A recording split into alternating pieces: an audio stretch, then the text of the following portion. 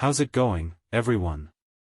In this audio, I want to provide you with an overview of the current state of the market, where we stand in terms of valuations, and delve into some technical analysis and yield trends.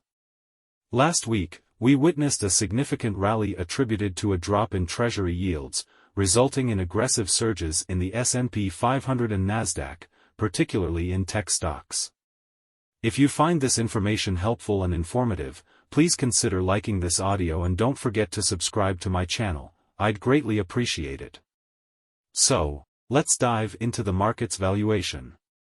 We're currently seeing the S&P 500 at 4,363. Keep in mind that this data is 20 minutes delayed, with estimated earnings per share (EPS) for this year at 225. This translates to a price-to-earnings (P/E) ratio of just over 19.4 for 2023. In my opinion, a P/E of 19.4 is quite reasonable, but I'd be more comfortable at 4,000.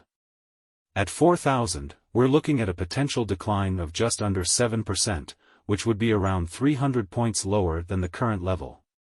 Now, if you take a look at the sensitivity grid, it offers a bird's-eye view of the S&P 500's valuation at different price points and EPS estimates. At 4,000, the P/E ratio would be around 18, which is lower than the current level.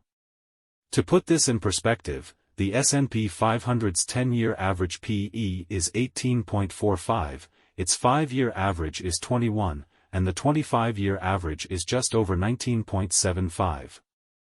So, one could argue that the S&P 500 is somewhat cheaper compared to its 25-year and 5-year averages but slightly more expensive considering the 10-year average. It's also worth noting that with the current high yields, the earnings yield, how much earnings are generated relative to the price, is comparable to that of treasuries. On a risk-adjusted basis, given the diminished premiums, one could argue that the market is actually expensive at the moment.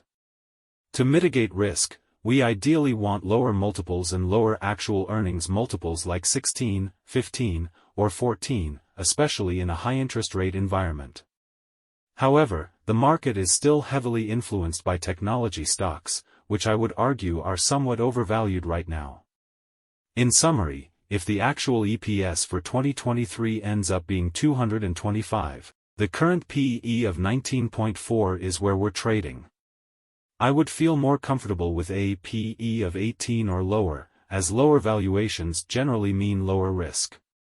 While I don't mind dollar cost averaging into certain ETFs like VUG or SMH, individual stocks like Tesla, Amazon, Nvidia, and Microsoft appear to be trading above their intrinsic values. This is reflected in the overall valuation of the S&P 500, which is somewhat expensive, especially given the current high yields. Fundamentally, the market may face challenges in breaking out. However, the technical outlook also depends on the trajectory of yields. We're currently approaching a critical resistance level, and the outcome of this battle between the bulls and bears will be revealed in the coming days. If we're above 13,700 on the Nasdaq by the end of the week, it could set the stage for a potentially stronger week ahead, possibly driven by a better inflation print. Conversely, if we face rejection at these resistance levels, we may see more downside. The direction of the 10-year treasuries will play a crucial role. If yields continue to rise, it might be challenging for the market to break out of these resistance levels. Last week saw a significant decline in the 10-year treasuries, but this week is starting with gains, which is impacting the momentum in the market.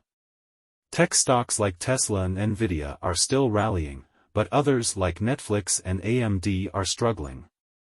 The overall market's direction will depend on whether we can break out of the current lower high and lower low pattern and continue the upward trajectory. So, there you have it. The market is currently at a crossroads, with valuation and technical factors at play. The battle between the bulls and bears, as well as the trajectory of 10-year treasuries, will determine the direction in the near future. Feel free to leave your thoughts in the comments section below, and if you want access to the spreadsheets I mentioned earlier, check out the links in the description. Thanks for listening, happy investing, and I'll catch you in the next audio. Disclaimer: This audio content is for informational purposes only and should not be considered as financial advice. Make sure to do your own research and consult with a financial advisor before making any investment decisions.